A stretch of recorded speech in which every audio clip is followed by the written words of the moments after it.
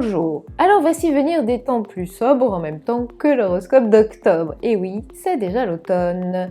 Et nous sommes bien sûr toujours là avec vous sur la chaîne Esteban Frédéric pour vous parler d'avenir, de votre avenir.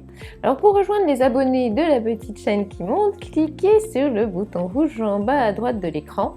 Et puis n'hésitez pas, likez, commentez ou partagez évidemment. Alors justement, à propos de commenter, il y a une nouveauté ce mois-ci et pas n'importe laquelle.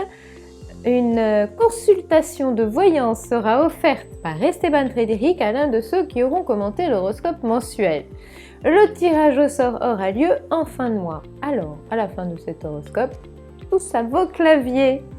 Bon d'accord, on est en automne et notre taureau, signe de printemps par excellence, n'aime pas vraiment voir les jours raccourcir à cette vitesse-là. On dira que ça se ressentira parfois sur vos humeurs, mais je vous donne quand même un conseil, profitez bien de ce mois d'octobre car novembre, avec l'arrivée de Mars en Scorpion, risque d'être pour vous un mois parcours du combattant. Il serait donc judicieux de vivre à fond le moment présent. Allez, un petit rappel rapide des dates des décans et on développera tout ça. Si vous êtes né entre le 21 et le 30 avril, vous êtes taureau du premier décan comme Penélope Cruz et Nicolas Bedos. Si vous êtes né entre le 1er et le 10 mai, vous êtes taureau du deuxième décan comme Adèle et Georges Clooney. Et si vous êtes né entre le 11 et le 21 mai, vous êtes taureau du troisième décan comme Cate Blanchett, Laetitia Casta, Patrick Bruel et Robert Pattinson. Si vous désirez des infos pour un rendez-vous de voyance avec l'excellente équipe d'Esteban Frédéric ou savoir comment vous procurer un thème astral, vous saurez tout à la fin de cette vidéo. Donc on compte sur vous pour rester avec nous jusqu'au bout. Et maintenant c'est parti pour l'horoscope. Côté cœur. Premier décan, après le 23 octobre, on pense qu'un sujet qui fâche pourrait revenir sur le tapis et que ni l'un ni l'autre ne voudra lâcher le morceau. Si vous imaginez que c'est en posant un ultimatum ou en le ou la dénigrant que vous pourrez arranger les choses, il semble que vous vous mettiez simplement le doigt dans l'œil. Puisque vous êtes maintenant prévenu, il serait peut-être bon d'anticiper et de marcher sur des œufs. Allez-vous apprendre un secret ou un peu douloureux ou comprendre que vous faites peut-être fausse route? Une révélation pas forcément sympathique pourrait bien également marquer cette fin de mois. Deuxième décan, d'ici le 16 octobre, vous pourriez avoir envie de lui jouer un tour pendable, histoire de prendre votre revanche.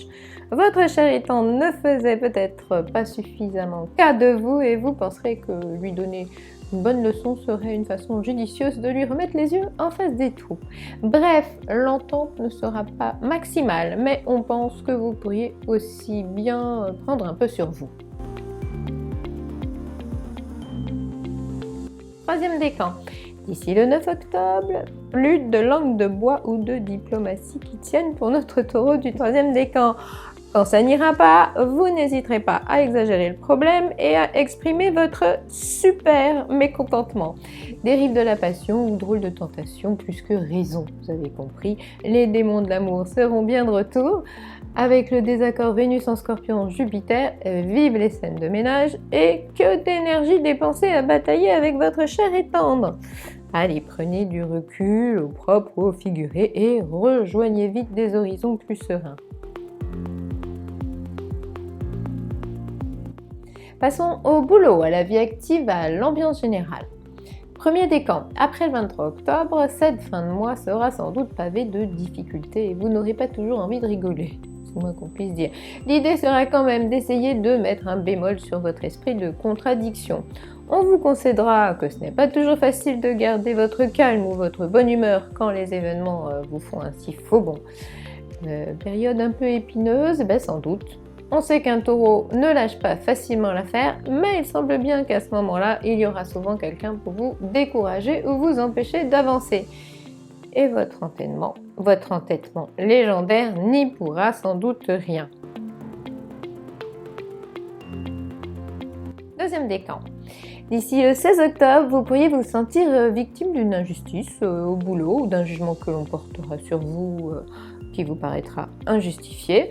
L'ambiance ne risque pas d'être bien pacifique et vous n'aurez en tout cas pas du tout envie de subir les décisions de certains. Ne vous mettez quand même pas en faute en réglant bruyamment vos comptes. Soyez plus stratège que ça et avant de sortir les armes, demandez-vous si la riposte que vous préparez est bien proportionnelle aux problèmes que vous rencontrez. Après le 16 octobre, il y aura trop de bavardage sans suite, trop de discussions sans possibilité de décision. Bref, vous aurez globalement du mal à toucher le cœur du sujet et cela pourrait bien vous être préjudiciable. Troisième décan, d'ici le 9 octobre, tout désaccord pourrait prendre des proportions démesurées parce que quand vous ne voudrez pas, vous ne supporterez pas que l'on vous contraigne à quoi que ce soit. Quelles que soient vos réactions, elles risquent donc d'être too much et vous pourriez vous en mordre les doigts derrière. C'est comme ça quand Vénus en Scorpion regarde Jupiter de travers. Après le 9 octobre, toujours pas moyen de vous forcer à quoi que ce soit. Le recul de Jupiter en Verseau vous donnera un petit côté électron libre et vous préférerez sûrement être un peu marginal que de marcher dans les clous. S'il faut revendiquer, contester ou montrer votre désapprobation, vous serez même parfois en roue libre. Vous feriez bien un sort aux horaires, aux délais qui ne vous conviennent pas ou au petit chef qui veut un peu trop faire la loi. Notre taureau sera donc bien animé par un certain esprit de rébellion. Alors amis taureaux, on en a fini avec l'horoscope d'octobre, mais j'aimerais bien vous rappeler ici qu'on a tous de temps en temps des questions ou des problèmes personnels en tête et que dans ces cas-là, il n'y a quand même rien de mieux qu'une consultation privée pour pouvoir être aidé et guidé. Alors savoir que sur le site esteban-frédéric.fr, une équipe d'experts voyants est là pour vous 7 jours sur 7 et je crois même 24 heures sur 24, c'est quand même réconfortant. Je vous invite donc à les tester sans tarder si vous en avez besoin, bien sûr.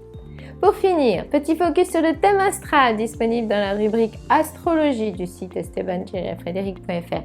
Cette étude est plus qu'intéressante puisqu'elle est l'interprétation en mots clairs, précis et surtout abordables de la carte du ciel de votre naissance. Ça donne une trentaine de pages qui ne parlent que de vous, votre caractère, votre potentiel, vos points forts, vos défauts, vos domaines d'épanouissement bien sûr, l'amour, le travail, l'argent. Bref, un concentré d'informations importantes pour mieux avancer et vous orienter dans la vie. Bon, il me reste à vous donner rendez-vous le mois prochain sur cette même chaîne Esteban Frédéric évidemment.